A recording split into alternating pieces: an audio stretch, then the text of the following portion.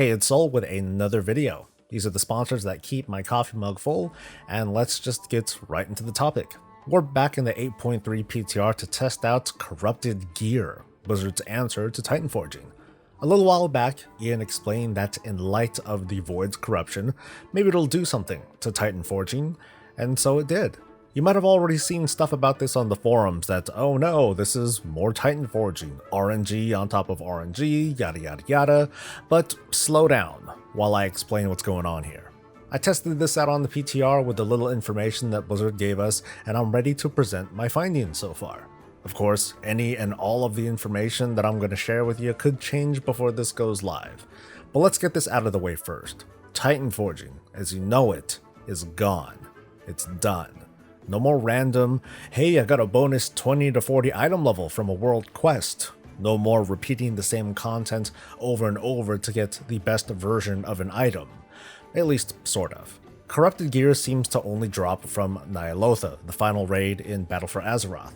It's a random tertiary, similar to a socket, avoidance, or warforging. You're going to get a bonus stat that has a certain amount of power to it. Along with that power is a new stat called Corruption. The stronger the power, the higher the corruption stat. So what is corruption?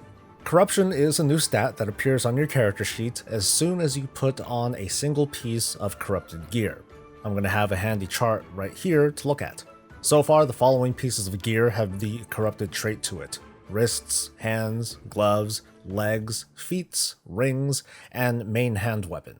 So far, there's no corrupted Azerite gear, which would sound like an oxymoron, and no corrupted cape, because the legendary cape from Rathian is going to fill that slot, and no trinket so far.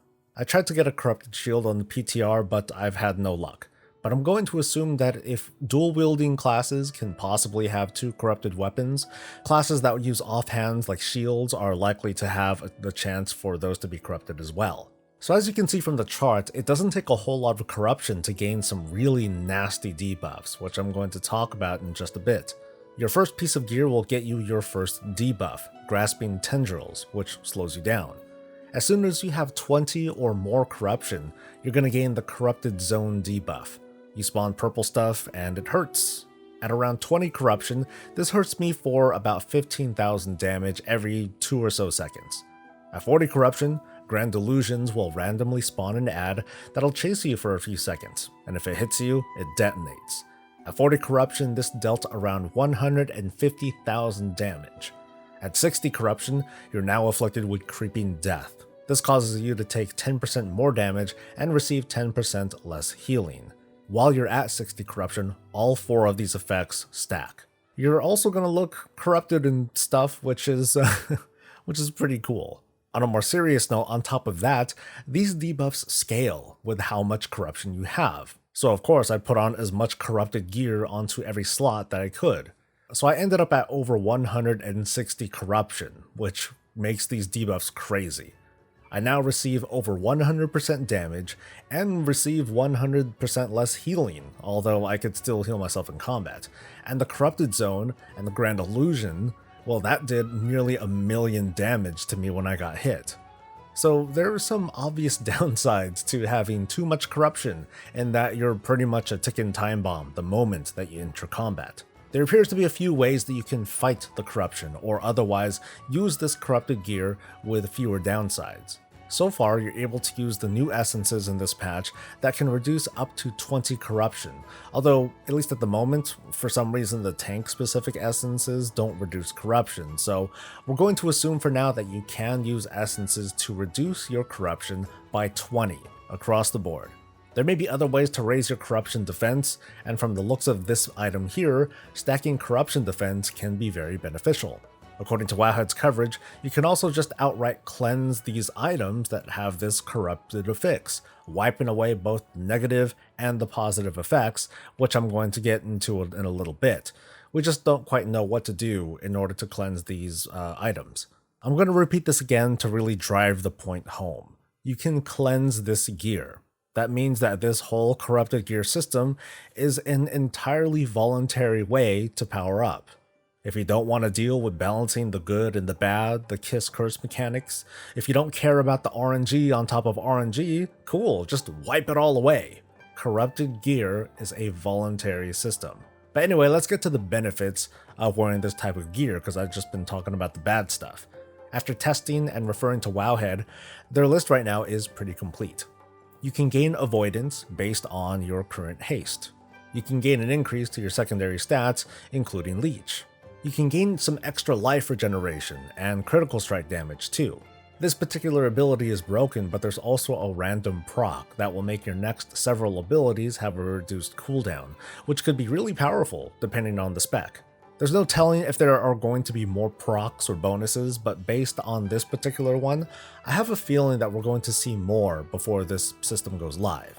Like I said before, the effectiveness of these items also determines how much corruption you end up having. So based on my testing so far, you're not likely to be able to wear more than 3, maybe 4 pieces of gear before your corruption goes well over 60, and this is before having any corruption resistance. This gear has a lot of personality to it from this early build, and it's going to make you want to manage your corruption in order to take advantage of its benefits without getting your ass killed.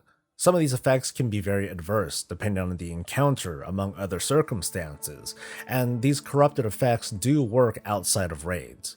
So far I'm pretty interested in getting this Flash of Clarity proc to see how it'll benefit me since I main as a tank.